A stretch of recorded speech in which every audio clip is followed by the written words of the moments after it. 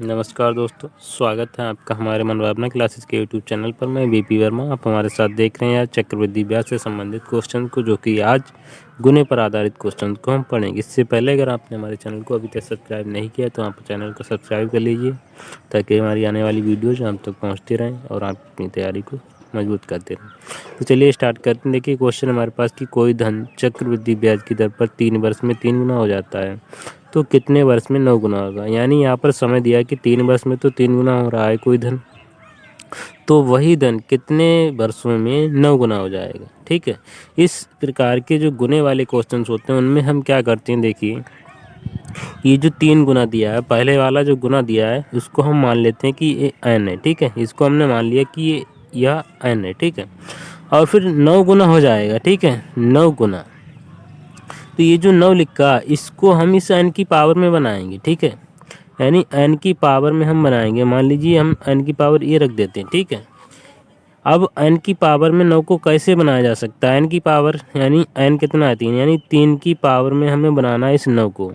तो 3 की पावर हम कितनी लगाएं, यानी एक ही जगह पे हम कितना मान रखें जिससे हमारा टोटल मान कितना आ जाए, इसका 9 आ जाए। तो यहाँ पर अगर n बराबर हमने 3 लिया है तो हमें इस 9 को भी n की पावर में बनाना है। ठीक है, 9 को इस 9 को n की पावर में बनाना है। अब चूंकि n कितना है 3 है, तो एक ही जगह पे कितना आएगा वो हमें यहाँ पे बताना है। तो यहाँ पे देखिए 3 है, 3 की पावर हम अगर यहाँ पे एक ही जगह पे 2 रख दें तो इसका मान कितना हो जाएगा, 3 की घात 2 है ना, 3 की घात 2 का मान कितना होता है, 9 होता है। यानी इस 9 को हम लिख सकते हैं 3 की घात 2, क्योंकि आधार जो है पहले वाले गुने को ही मानना है। ठीक है, आधार 3 ही बनाना है, पहले वाला गुना 3 है तो इसलिए आधार 3 बनाना है यहाँ पर। उसके बाद घात जितनी आई वो बनाना है।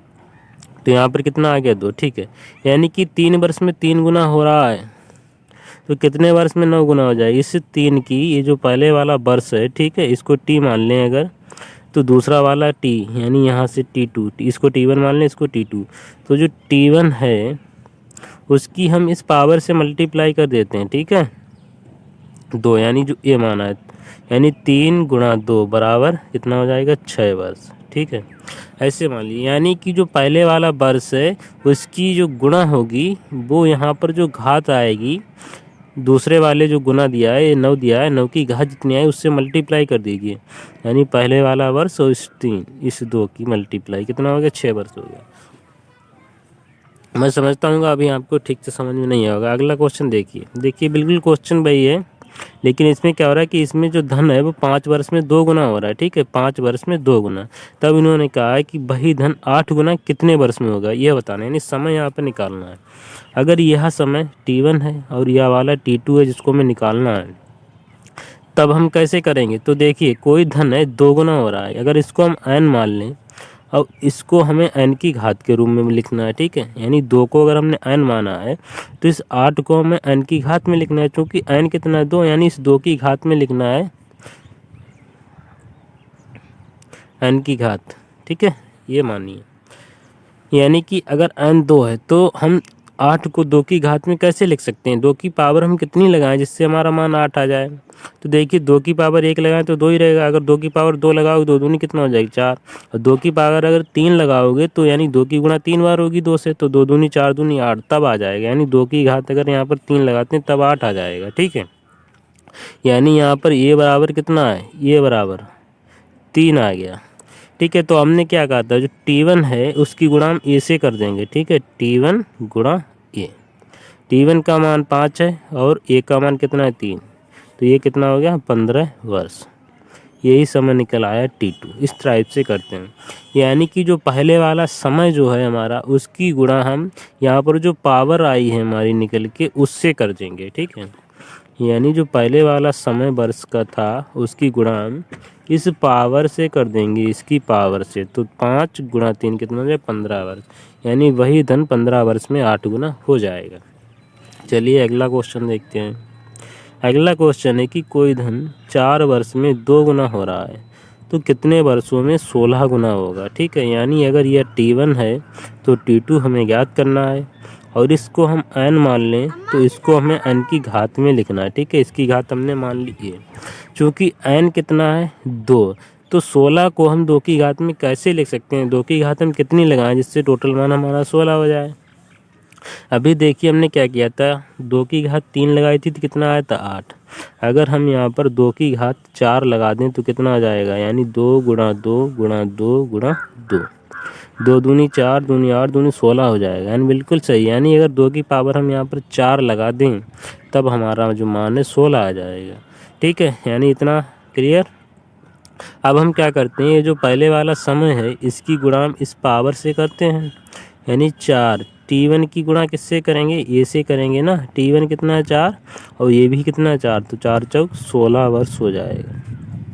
पहले वाले समय की गुणा हमने पावर से कर दी। ठीक है, इस पहले वाले जो समय है इसकी गुणा हमने पावर से कर दी, घात से, तब कितना आ गया 16 वर्ष। यानी अगर धन 4 वर्ष में 2 गुना हो रहा है तो वही धन 16 वर्ष में 16 गुना हो जाएगा। ठीक है, क्योंकि यहाँ पर देखिए 4 वर्ष में आधा हुआ ना, 2 गुना इसका आधा वर्ष में, तो वही धन 16 वर्ष में 16 गुना हो जाएगा, क्योंकि यहाँ पे CI है। ठीक है, अगला क्वेश्चन देखते हैं।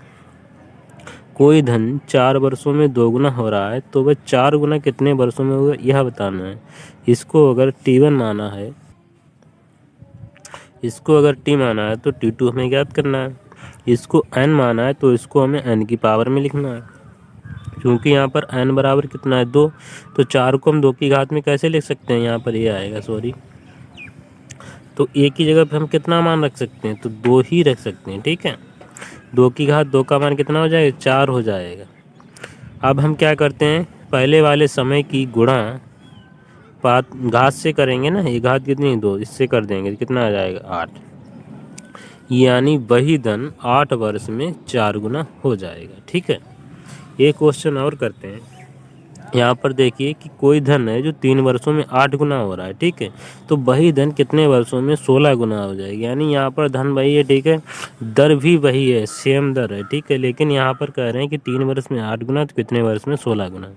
इसको अगर T1 मानोगे तो T2 निकालना है, इसको N मानोगे तो इसको N की घात में लिखना है। ठीक है, लेकिन यहाँ पर देखिए, यहाँ पर कितना 8 गुना, यानी अगर यहाँ पर हम 8 लगाएंगे, ठीक है, तब एक ही घात कितनी रखेंगे, 16 आ जाए एक ही घात। तब यहाँ पर ये हमारा क्वेश्चन नहीं बन रहा है, क्योंकि अगर घात एक रखोगे तब तो 8 ही रहेगी, 2 रख दोगे तो 2 64 हो जाएगा। यानी यहाँ पर अब इससे तो नहीं बन रहा है। ठीक है, तब हम क्या करेंगे, देखिए कोई धन है, मान लीजिए कोई धन है P। ठीक है, हमने मान लिया कोई धन P है। ठीक है, और दर कितनी R। ठीक है, दर R है।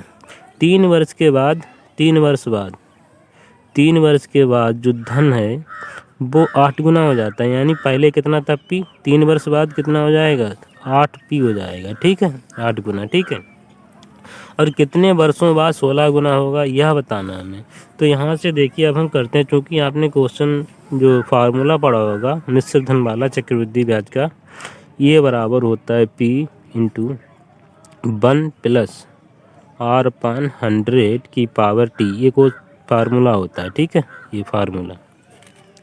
अब यहाँ पर देखिए क्या कह रहे हैं कि 3 वर्ष में 8 गुना हो रहा है, पहले ये था, ठीक है, ये मिश्र धन इतना था, लेकिन 3 वर्ष बाद ये कितना हो गया 8P, इस मूलधन का 8 गुना। यानी ये कितना हो रहा है, ये बराबर हो रहा है 3 वर्ष के बाद, पहले वाले की बात करते हैं हम यहाँ पे 3 वर्ष की, यानी ये हो रहा है 8P, और इधर कितना है P 1 प्लस R/100, कितने वर्ष में हो रहा है 3 वर्ष में हो रहा है। ठीक है, P से P काट देंगे,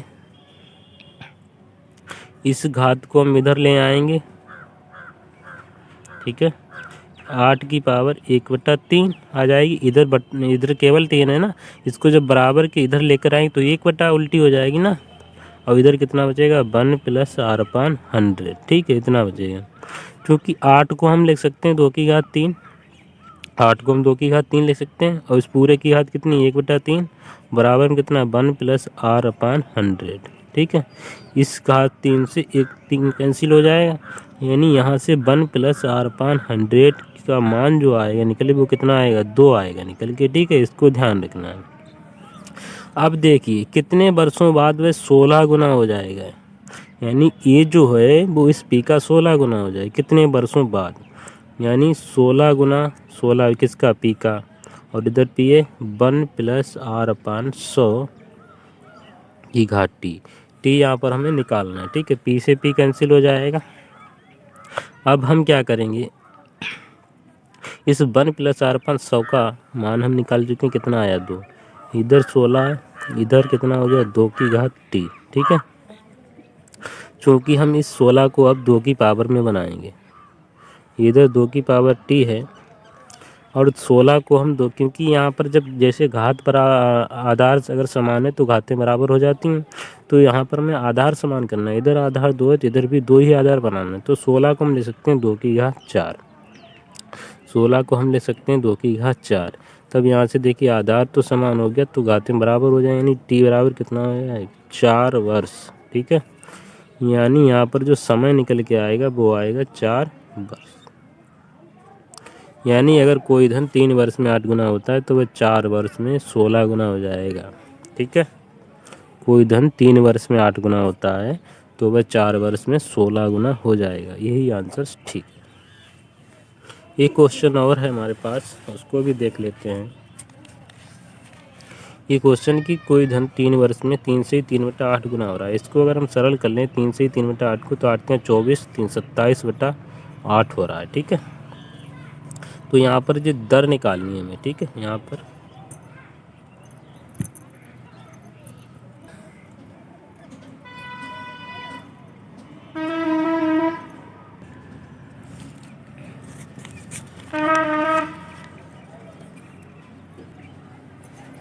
तो देखिए हम इसको करते हैं।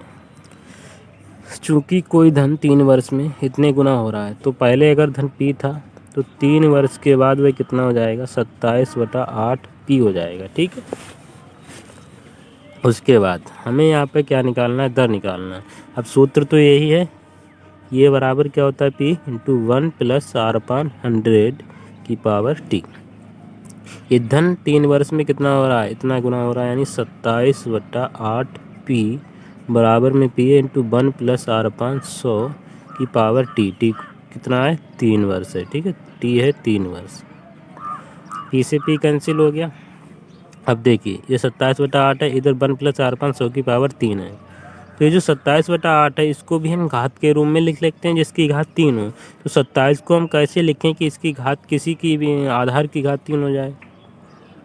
तो यहाँ पर हम 3 की घात अगर 3 लिख दें 27 हो जाए। 3 3 होती हैं 27 बटे में 2 की घात 3। 8 को लिख लेते हैं 2 की घात 3 और 27 को लिख लिया 3 की घात 3 और बराबर में है 1 + r/100 की घात 3, ठीक है। यहाँ से देखिए घातें बराबर है ना, इस 3/2 की घात हम पूरे के लिख सकते हैं 3 और बराबर में इधर लिख सकते हैं 1 + r/100 की पावर 3। घातें दोनों बराबर हैं, जब घातें बराबर होंगी तो आधार भी बराबर होंगे, यानी 3/2 बराबर 1 + r/100, ठीक है। हमें मान निकालना r का, तो बाकी सबको एक तरफ करना पड़ेगा। एक को इधर ले आइए, इधर बचेगा r/100 बराबर 3/2 - 1। इधर प्लस का 1 इधर आएगा तो माइनस का हो जाए। इसको सही करें तो 3 और माइनस का 2 × 2 तो 1/2 बचेगा, ठीक है। तो r बराबर हो जाएगा हमारा 100/2 यानी 50%। तो r का मान कितना हो गया यहाँ पे दोस्तों 50% हो गया। यानी यहाँ पर जो ब्याज की दर है वो 50% लग रही है, जिससे धन 3 वर्ष में 27/8 गुना हो रहा है। तो दोस्तों इस टाइप के हमने क्वेश्चन किए आज गुने पर आधारित प्रश्न को। उम्मीद है आपको समझ में आए होंगे। अगर नहीं आए तो आप कमेंट करके बताइएगा, मैं और भी क्वेश्चन को समझाने की कोशिश करूँगा। तो आज के लिए बस इतना ही दोस्तों। नमस्कार, धन्यवाद।